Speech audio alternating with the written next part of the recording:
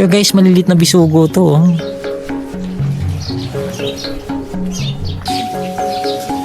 Malaking isda po ba to? O maliit lang po siya? Maliit lang, hindi din siya dilis. First class na dried pusit, masarap na dried boneless danggit, at iba pang dried seafood na may pang-export quality. Saan pa nga ba makikita kundi dito lang yan sa magandang isla ng Bantayan sa probinsya ng Cebu.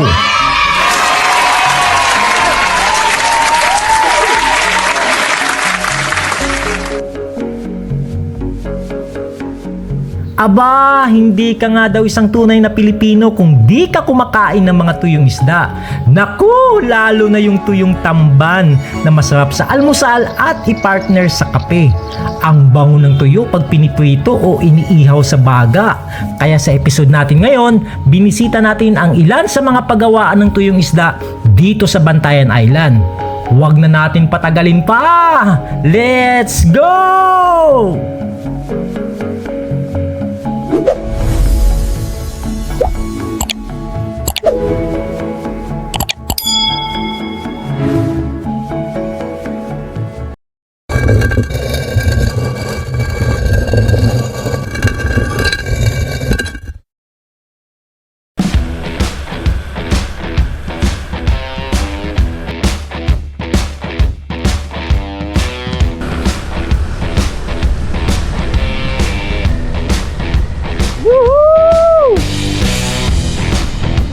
Ang ganda dito sa Madridiyos, guys.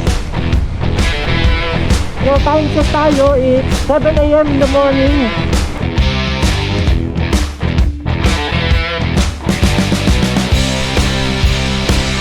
Guys, for info, kagagaling lang natin ng Bantayan Public Market.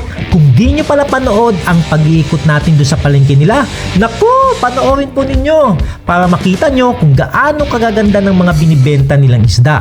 And at the same time, kayo na rin ang makapagsasabi kung mura nga ba o mahal ang mga seafood nila dito sa Bantayan Island. Ayon na rin sa advice ng isang tao na napagtanungan natin doon sa palengke, itong area nga daw dito sa Bantayan Island ang bilangan ng mga isda.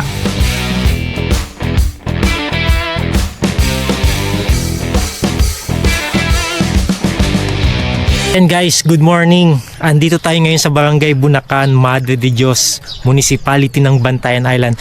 Finally, nakita na rin natin dito yung bilaran ng mga special na danggit. Hello po, good morning.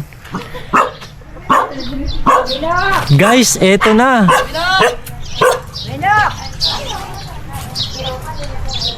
Good morning po. Ayan.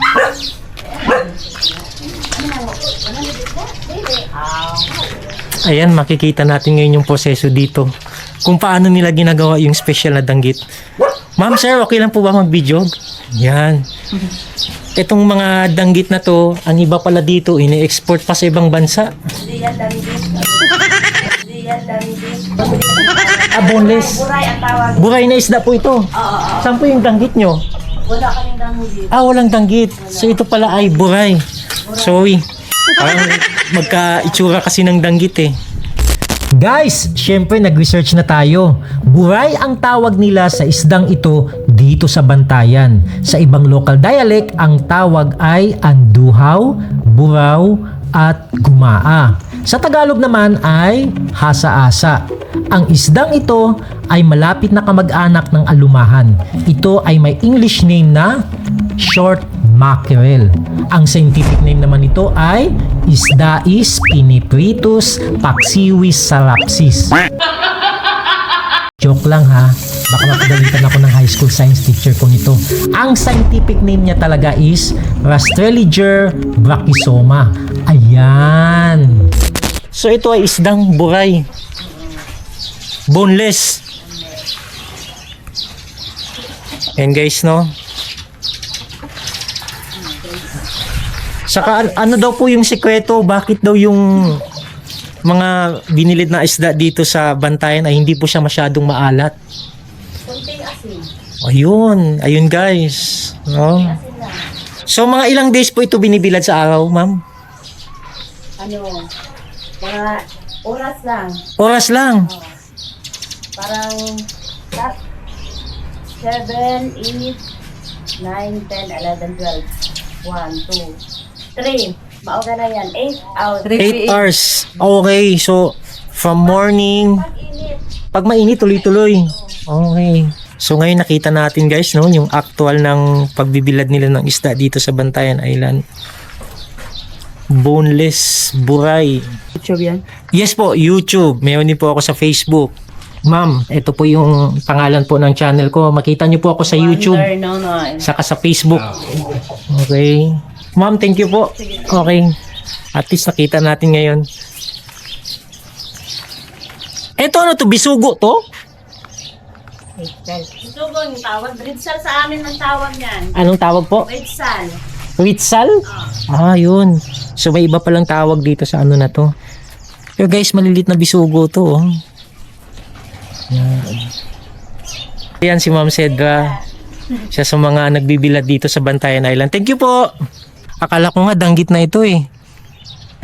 Kasi parang magkatulad talaga guys. Ayan, tingnan nyo.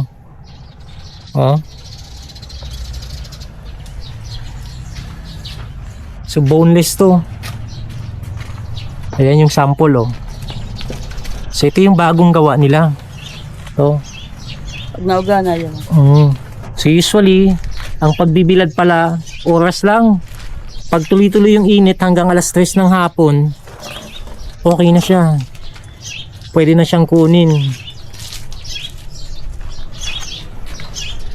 Thank you. Guys, naglakad lang tayo ng konti at may nakita na naman tayong nagbibilad ng isda. Ayan guys, no. Ito siya, oh. Subagyo na isda. Ah. So ito naman dito, guys. May nilagyan talaga silang net, no? Kagandahan dito ng may net na ganito, hindi siya mapupuntahan ng mga langaw.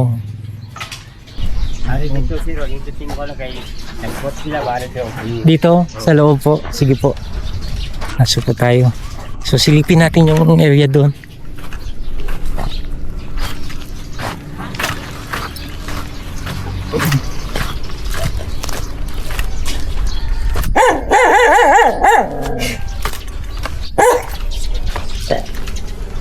Dito po. Wow. Buwan pa niya stopping ba doon nindot lang taon. So, Okay. no. Ito. Anong isda ulit? Subay? Subagyo. Subagyo. Wow. Good morning po. Ano kay hindi pa nimo mabidyoan kay ano. Ora Hello. Good morning. ora. Subagyo ang tawag sa isda na to. Meron bang sample na buhay nito? Yung bagong huli nito, meron ba niyan, kuya? Wa. Man ta ko may bagong dumating mga kwan. Hindi ko nakita ko nung itsura nito, yung ano pa, Kon man ang takok man sa kwan. saguksok. Subagyo o saguksok in a local Visayan dialect. Pero sa Tagalog, ang tawag dito ay sulaybagyo. Ang iba pang tawag ng mga kababayan natin sa isdang ito ay pugot, pakol o tikos. Sa English naman ay filefish or leather jacket fish. Ito ay ginagawang tapa or dried fish fillet. Pero ang pinaka-amazing sa isdang ito, alam nyo ba kung ano? Ang mga tinik ng isdang ito ay pwedeng kainin. What? Yes, you heard it right. At ginagawa nilang fish bone chips. Yan ang tinawag na pizza pa. Isa. Yan, close up natin konti guys para makita nyo. Yan yung itsura niya.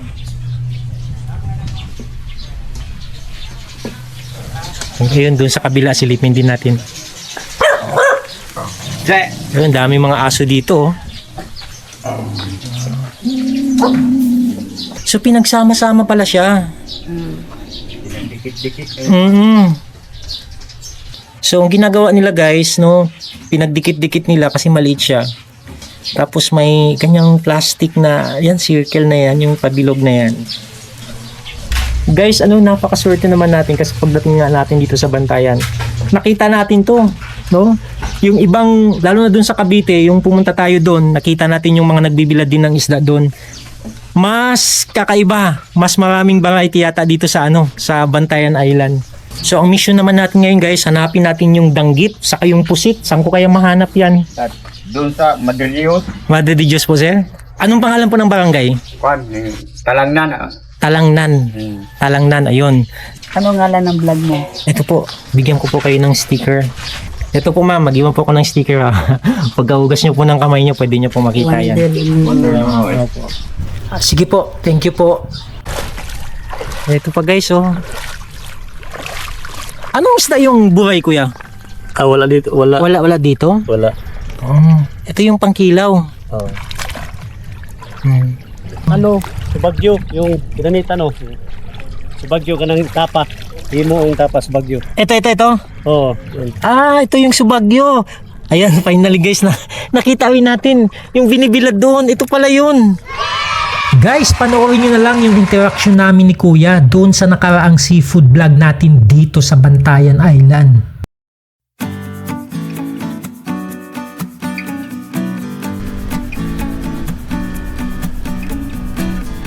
Ayan guys, kung napapansin nyo, dito sa left side ko, dagat na.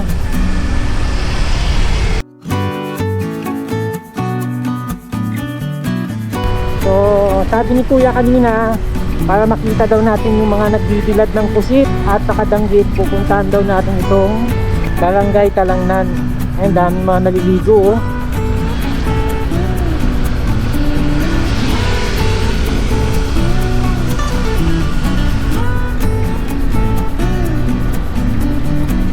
Talangnan, ayan guys, no? Andito na tayo ngayon sa Barangay Talangnan. Hinahanap natin itong nagbibilad ng mga pusit. May nakita tayo dito, nagbibilad si nanay ng pusit. Ayan guys, tingnan nyo. Kaya lang sabi ni nanay, bukas pa daw ito. Nagpilang kilo ni mo diwi nay? 1.5. Okay, so ayan guys no. 1.5 ang presyo ng pusit dito. Hanap pa tayo. Ito yung coastal area. Hinahanap natin ngayon dito yung kung saan nagbibilad yung mga pusit at saka danggit. Sana may mahanap tayo. Ayun guys, nagulat ako oh. Ang laking ahas nito. Ito yung tinatawag nila ahas dagat. Laki! Ang ahas dagat na nakita natin ngayon ay tinatawag na tangkig. Hindi siya makamandag at generally harmless siya sa mga tao. Madalas makikita ang ahas na ito sa mga bakawan, baybaying dagat at paminsan-minsan sa beach. Sa English, ang tawag dito ay file snake na may scientific name na Ahasis madalasus caibigansis. Mali yung nabasa natin sa script. Ito pala, Acrocordus granulatus. Bagamat hindi siya threat sa mga tao, mas nakakabuting huwag silang hawakan lalo na pag buhay. Pabayaan lang sila sa kanilang natural habitat.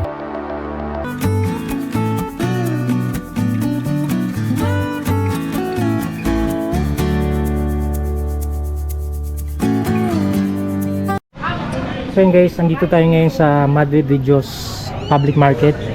Tatanungin natin ngayon yung kilo ng pusit. Nakay pusit Locos. Yan na lang pusit. Oh. Yan eh, tag 100. Oran 100 nga ni kaputos. Siya, tag 200. Pero ang kilo ani pila man? 1,000. 1,000 ang kilo. Oh.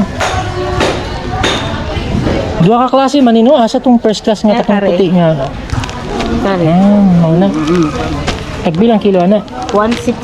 1,600. Family siyang special kare ordinary ticket. Ah, Ordinary. di ba na ginagmayan ite katong gamay-gamay? Nga nila pero gamay kwanda magot kanang wala pa bisin panguha. Ba? Kamawala na imong kwan? Wapa ka panagat. Namuda niyo sa nakatao niyo sa kilo sa labo. Wala ka panagat kay alkansi sa kurodo.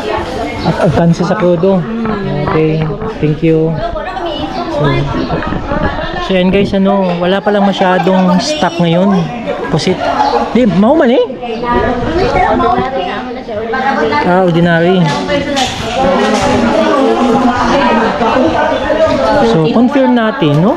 1.5 ang kuha pag doon ka sa direct sa mga gaya na napagtanungan natin kanina doon kay nanay. Ay, nung ayan, amoy na. At dito naman sa palengke is 1.6. So, bali nagkaroon lang ng difference ng 100 pesos. Siguro talagang tumaas na kasi syempre nagtaasan na rin yung presyo ng gasolina. Domino effect na yan. Lahat ng mga bilihin tataas din. Most probably, pagdating natin ng Cebu City, magtanong din tayo dun ng presyo ng first class na pusit. Ang alam ko, baka dun mga nasa 1.8 o 2,000 na. So tama din yung sinabi ni nanay kanina. Actually, kailan na ba tayo nag-Cebu? That was 2 months to 3 months ago. Nag-Cebu tayo. And last time nakabili tayo ng pusit doon. Ang kanilang special na pusit nasa 1,200 pesos.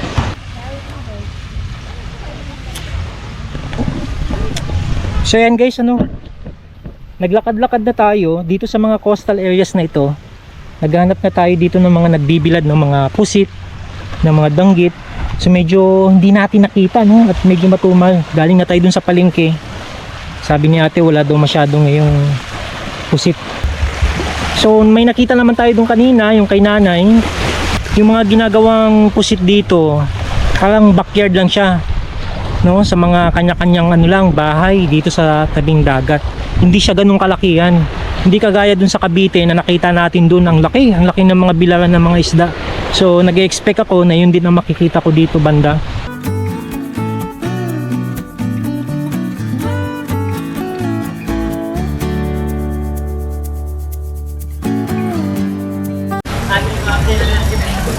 Nababasa nyo guys, ayun, Santa Fe Public Market. Silipin lang natin saglit yung palengke nila dito sa Santa Fe. Maliit lang kasi ang palengke nila dito. Kaya hindi na tayo masyadong sumilip dito para mag-vlog ng seafood. Ayan, ito lang. Ganito lang siya kalaki. Ayan, may mga isda din naman. Ayan, nakikita nyo. Ayan. Pero mas malaki talaga konti doon sa may sa Bantayan Public Market. Asang first class ni mga pusit? Kani siya? Tagpila ang kilo? Ang kilo? 1? 1.4? Okay. Kani? 900 ang kilo. Oh, so ayan guys, 1.4 yung kilo ng first class na pusit. Thank you kuya.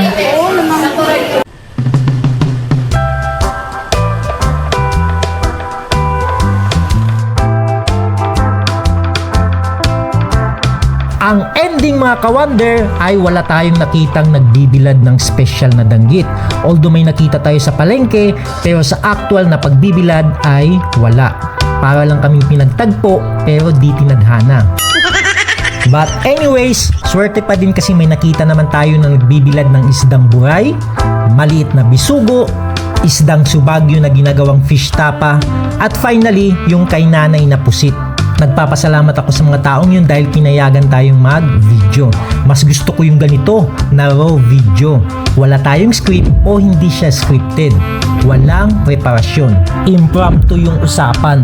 Andyan lagi yung bulatan factor.